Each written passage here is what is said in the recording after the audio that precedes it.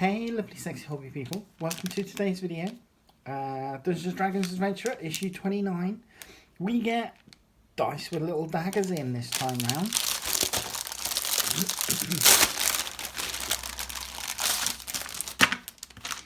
Pop them aside, stick the magazine. And leaning into character flaws. Mining your character's deeper issues can lead to a more enjoyable experience for the whole party. When you create a character in Dungeons & Dragons, you choose a background that represents the life they lived before they became an adventurer. This background comes with 4 tables that help flesh out their beliefs and behaviours by either randomly rolling or choosing to determine their personality traits, ideals, bonds and flaws. It's these seemingly small differences that help set your character apart from every other D&D character. An example of flaws are: the monstrous enemy we faced in battle still leaves me with quivering fear. I have little respect for anyone who is not a proven warrior.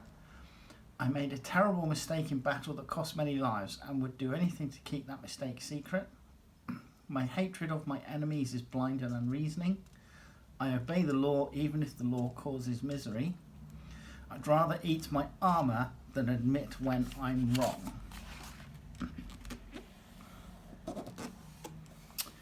So, and it's got something here. It says the floor is lava.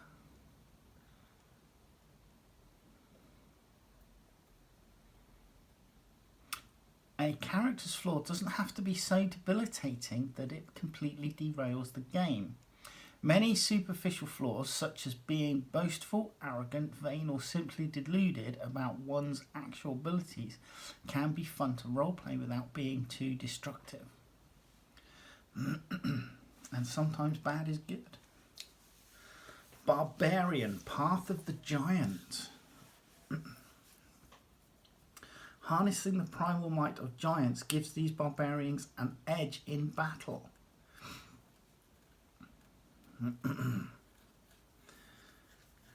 Giants use their tremendous size and strength to their advantage. These beings owe their existence to the natural forces of the land, drawing their primal strength from aspects of the world itself, from rolling flames to ancient stone in the depths of the seas and skies. A barbarian who follows the path of the giant draws strength from the same primal forces. So we've got a thing here called thaumaturgy, or thaumaturgy. Thaumaturgy.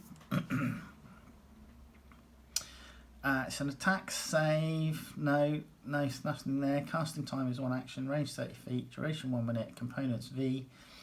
You manifest a minor wonder, a sign of supernatural power, creating one of the following magical effects within range. Your voice booms up to 3 times as loud as normal for 1 minute. You cause flames to flicker bright and dim or change colour for 1 minute.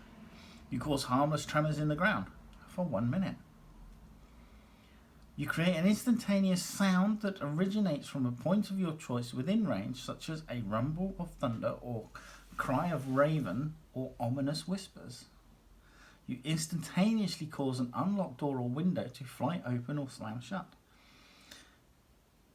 You alter the appearance of your eyes for 1 minute.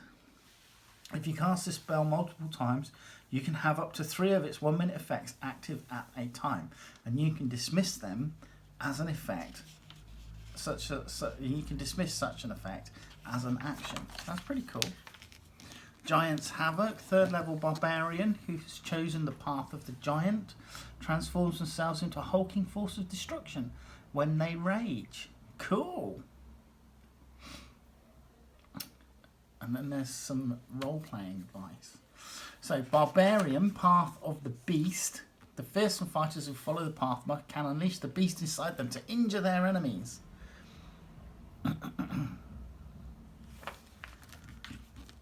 Origin of the beast, and then form of the beast.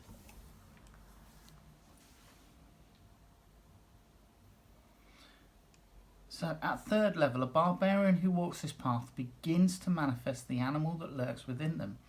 While they might share the features listed in this article, each path of the beast barbarian receives them from a different source. Some might be inhabited by primal spirit, while others are descended from shapeshifters.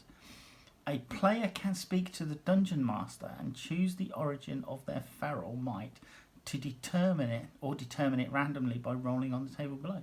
So you've got one of your parents is a lycanthrope and you've inherited part of their curse. You are descended from an archdruid and have inherited the ability to partially change shape. A fey spirit gifted you the ability to adopt different bestial aspects. And the last one, an ancient animal spirit dwells within you, allowing you to walk this path. Then we have Druid, Circle of the Shepherd. Circle of the Shepherd Druids learn to talk to fey creatures and beasts and can call upon animal spirits to aid them. Okay, Spirit Totem, Bear Spirit, Hawk Spirit, Unicorn Spirit. Yeah, so I need the 3 there. Druid, Circle of Wildfire. A Circle of Wildfire Druid bonds with a primal spirit and learns new spells tied to destruction and rebirth. Okay. Second level of Wildfire Druid gains the spells Burning Hands and Cure Wounds.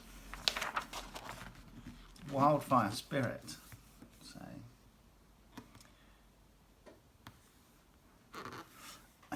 Small Elemental. Armor class 13, natural armor. Hit points 5 plus 5 times your druid level. Speed is 30 feet, fly 30 feet, and hover. Oh, interesting. Druids who join the Circle of Wildfire form a bond with primal being of creation and destruction. As an action, they can summon the wildfire spirit that is bound to their soul, rather than assuming a beast form when they expend one use of their wild shape feature. They can choose to call upon the spirit. That's summoning like a little companion sort of thing is quite handy. Druid, Circle of Stars. Circle of Stars Druids transform into star-filled beings to aid themselves and their allies and use a celestial map to help them cast spells. Okay. Circle of Stars Druids creates a star chart as part of their heavenly studies. This is a tiny object and it can be used as a spell casting focus to cast druid spells. If the druid loses the map, they can perform a 1-hour ceremony to magically create a replacement. This ceremony can be performed during short or long rest, and it destroys the previous map. The druid determines the map's form by rolling on this table, or by choosing an option. So a scroll covered with depiction of constellations, a stone tablet with fine holes drilled through it, a speckled owlbear hide tooled with raised marks, a collection of maps bound in an ebony cover, a crystal that projects starry patterns when placed before a light, a glass discs that depict constellations. Cool. And then we have monsters, merfolk. These aquatic citizens of the of the sea, as diverse as the very fish they hunt. Almost every sailor has a poetic tale, sometimes true, more often not, of an encounter with a lovely vision of the sea, a mermaid inviting them to join their dance within the water's deep.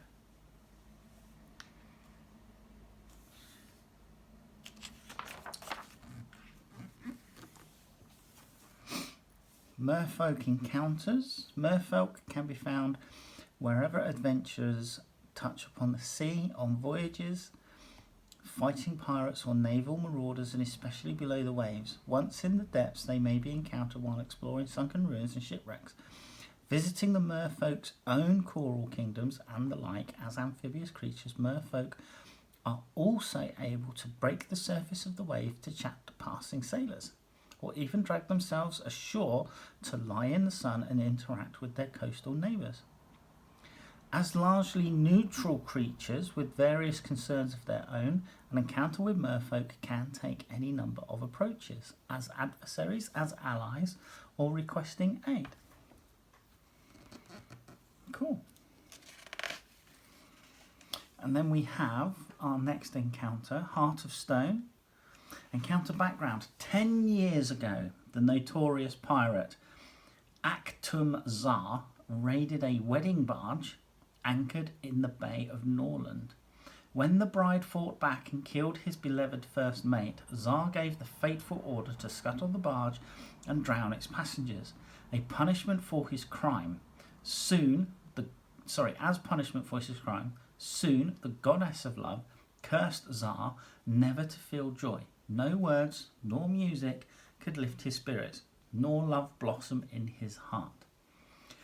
Since that day, the miserable pilot has sailed the length and breadth of the seas, questing desperately for anything that can bring him joy, but to no avail. Now he returns to Norland, lured by legends of a mermaid with a voice so beautiful it could make the very stars weep. Can this song finally break Captain Zar's heart of stone? Excellent. So we have a small map. Would have been nice to have a map included, I think. But we have a small map here. Norland, Isle of Storms. So ship ahoy. The Legend of Aktum Zar. Pirate raid. Merfolk Lagoon. Okay, so this is slightly different to normal in that we've got the ship and then it's obviously surrounded by water. We've got some rowboats out there.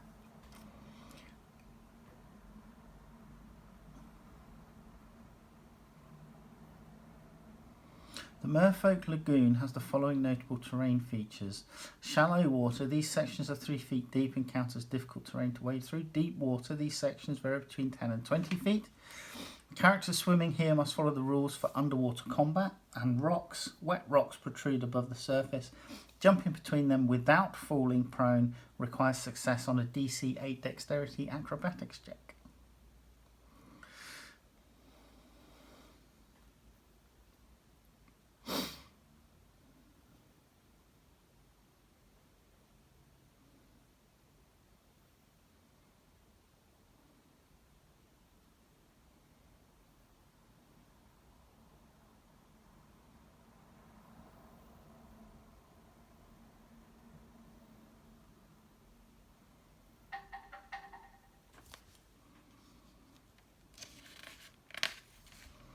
Okay. So, Cloak of the Manta Ray, wondrous item, uncommon. While wearing this cloak with its hood up, you can breathe underwater and you have a swimming speed of 60 feet. Pulling the hood up or down requires an action. The pirates here, merfolk, and then the pirate captain. That looks like it could be a good encounter. Right, let's have a look at our dice with daggers in, shall we?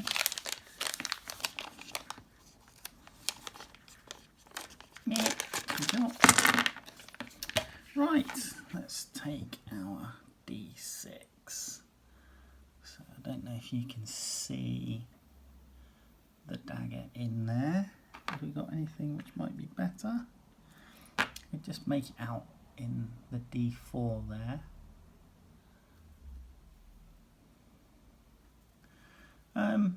Little curved dagger.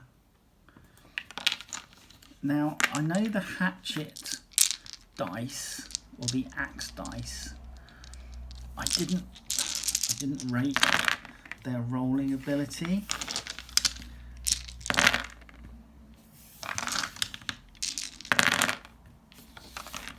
Look at the D20. Oh, a 1, a 3, a 13, a 5, an 8, a 5. Yeah, again, you know, I'm not loving this. 2 1s. Yeah, not loving this. Most of these rolls, 3 ones, most of these rolls are under 10.